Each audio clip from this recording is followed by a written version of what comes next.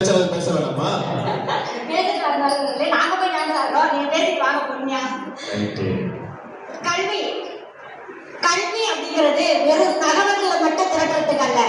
கல்வி என்பது வெறும் தகவல்களை மட்டும் திரட்ட அல்ல, அது ஒரு மனிதனை இந்த சமுதாயத்தில் மனிதனாக செதுக்குவது அப்படின்னாரு அன்னைக்கே விவேகானந்தர்.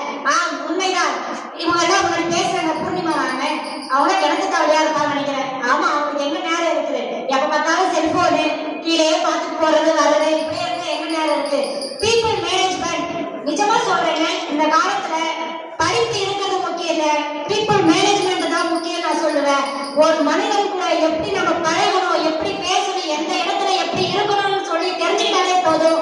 அதனால இன்ஜினியர் உங்களை கண்டிப்பா நீங்க எங்கேயோ போயிட வேண்டாம், சரியா? அந்த அளவுக்கு இதே மாணவர்கள் தான் வேலையில்லா திண்டாட்டத்தை போது எழுதினாங்க, தயவு செய்து வேலை வாய்ப்பு அலுவலகத்தை இடித்து விடுங்கள், அதை கட்டுகின்ற பணியாவது எங்களுக்கு கிடைக்கட்டும்னு சொன்னாங்க. ஏன்னா கல்வியை வேலை வாய்ப்பு நிலைமையும் வந்திருக்கிறது.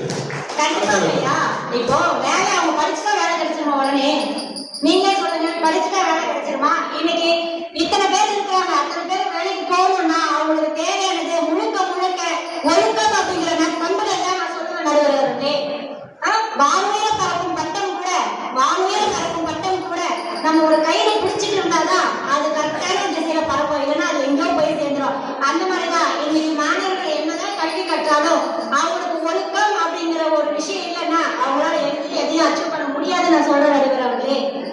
அதாவது நற்பண்புகள் என்ன? ஃபர்ஸ்ட் நற்பண்புகள் என்ன?